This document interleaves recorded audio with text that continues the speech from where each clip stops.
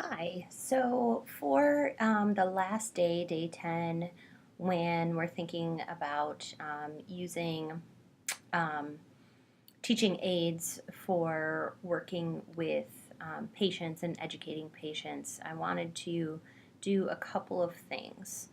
So I'm not going to talk too long here because I think I've put up some good additional information and resources for you, but I wanted to, I found some new ones actually that I really like. So my goals for this are one, to kind of tie everything together and also to let you know um, sort of what I'm thinking by providing the resources that I did. So the first couple of things you'll see are related to a cognitive theory of multimedia learning. And then there are a couple of resources on Mayer's principles of multimedia design and multimedia learning. Some of it might be a little bit repetitive, but as you know from taking the course, hopefully it's good to um, repeat important information and things that you really want to solidify.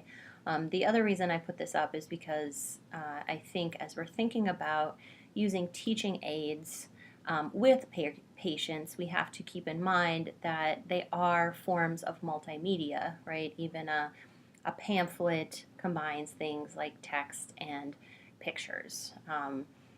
But oftentimes we also think of multimedia and things that are encountered online. So things like websites, different kinds of decision tools or decision aids. So as we're thinking about using these with our patients for patient education and communication, we really need to think about um, finding ones that are well made, or if we're going to make something, making them well, and thinking about some of these cognitive processing principles that are talked about in the videos, as well as how to not and you'll learn more about this in terms of different kinds of cognitive load, but basically what it boils down to is how to not um, make our patient have to work too hard to understand the material and the information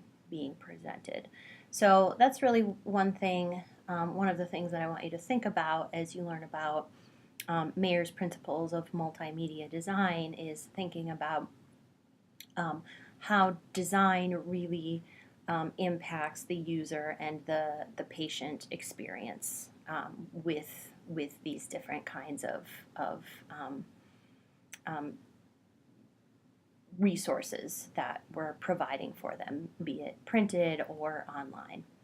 So then there's a couple short articles to read on a decision aid for breast cancer, looking at studies that have shown that an online decision aid really tailored to the needs of the patient seem to help facilitate both decision making and communication um, with the surgeon and the provider.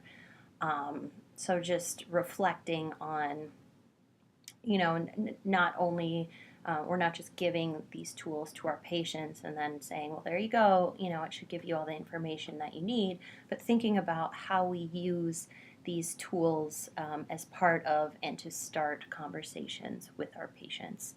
And the last article I put up on a mobile phone app to encourage compliance and education in in patients.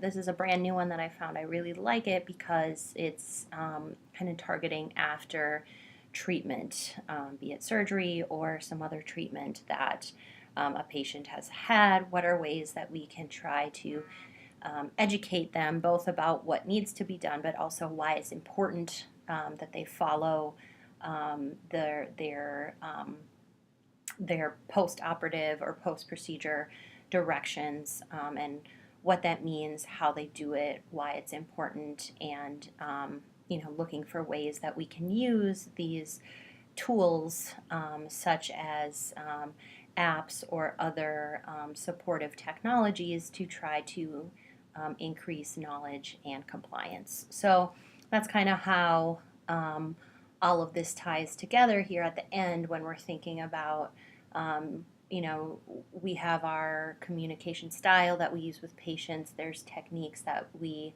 um, will want to use to educate our patients, but then we're also thinking about, well, what are the tools that we have available to us to facilitate these conversations and the education of patients, be it decision aids, online platforms, well-made pamphlets or brochures. We need to be thoughtful about how we're incorporating these things into our patient communication and education. So also, this is the last day of the course. I hope you've enjoyed it and learned a lot and had a space to reflect on yourself as a practitioner and your interactions with and education of patients. And I look forward to reading your paper.